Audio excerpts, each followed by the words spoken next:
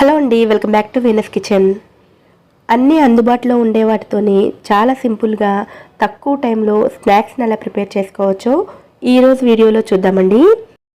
ఒక్కసారి ప్రిపేర్ చేసుకుంటే ఈ స్నాక్స్ నెల రోజుల వరకు కూడా నిలవ ఉంటాయి. ఈ సింపుల్ స్నాక్స్ని ప్రిపేర్ చేయడం కోసం ముందుగా ఒక బౌల్లోకి 1 కప్పు వరకు మైదాపిండిని తీసుకోవాలి.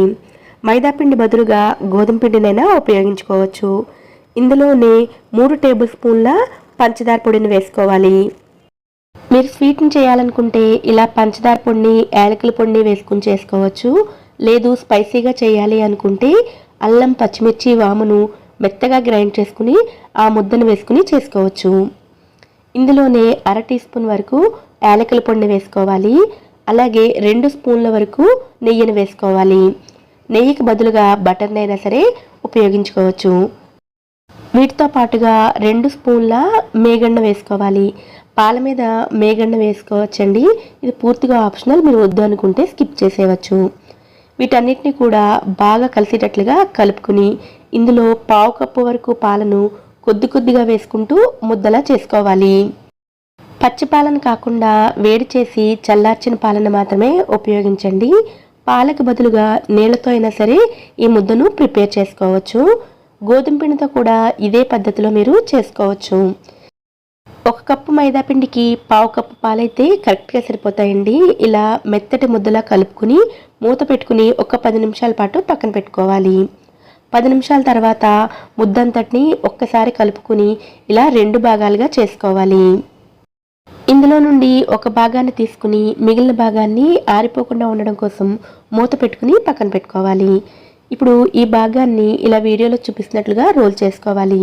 పిండిని కరెక్ట్ కన్సిస్టెన్సీలో కలుపుకుంటే పొడిపిండి అవసరం లేకుండానే ఇలా ఈజీగా రోల్ చేసుకోవచ్చు. ఇలా వీలైనంత పల్చగా రోల్ చేసుకుని రౌండ్ షేప్లో కట్ చేసుకోవడం కోసం చిన్న బౌల్ని తీసుకుని ఇలా కట్ చేసుకోవాలి. ఒకవేళ పిండి కనుక అంటుకున్నట్లుగా మీకు అనిపిస్తే పొడిపిండితో కూడా రోల్ చేసుకోవచ్చు. ఇలా షేప్స్ కింద కట్ చేసుకున్న తర్వాత మిగిలిన పిండిని మళ్ళీ రోల్ చేసుకుని ఉపయోగించుకోవచ్చు. ఇప్పుడు ఒక్కొక్క దాన్ని తీసుకుని ఇలా వీడియోలో చూపిస్తున్నట్లుగా ఫోల్డ్ చేసుకోవాలి. ఇలాగే షేప్స్ చేసుకుని చేసుకోవాలని ఏమీ లేదండి. ఇలాగే వాటిని రౌండ్ షేప్లో ఉండగానే ఫ్రై చేసుకోవచ్చు. లేదంటే డైమండ్ షేప్లో కట్ చేసుకుని కూడా ఫ్రై చేసుకోవచ్చు. ఇలా చేసుకుంటే పైన క్రిస్పీగా లోపల సాఫ్ట్గా ఉంటాయి. ఇలాగే రౌండ్గా ఉండగానే ఫ్రై చేసుకుంటే ఎక్స్ట్రా క్రిస్పీగా ఉంటాయి. మీకు ఎలా వీలైతే ఆ విధంగా ప్రిపేర్ చేసుకోవచ్చు. ఇలా మొత్తం పిండితోటి ప్రిపేర్ చేసుకున్న తర్వాత స్టవ్ మీద డీప్ ఫ్రైకి సరిపడా ఆయిల్ని వేడి చేసుకోవాలి. ఆయిల్ మీడియంగా హీట్ అయిన తర్వాత ప్రిపేర్ చేసుకున్న ఈ ఫ్లవర్స్ని నూనెకి సరిపడా వేసుకోవాలి.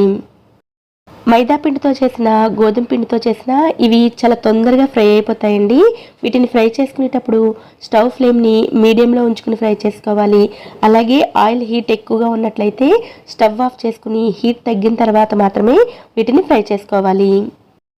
ఇలా గోల్డెన్ కలర్లోకి ఫ్రై అయిన తర్వాత ఆయిల్లో నుంచి బయటకు తీసుకోవాలి. ఆయిల్ హీట్ ఎక్కువగా ఉంటే హీట్ తగ్గించుకున్న తర్వాత మాత్రమే మిగిలిన వాటిని కూడా ఫ్రై చేసుకుని తీసుకోవాలి.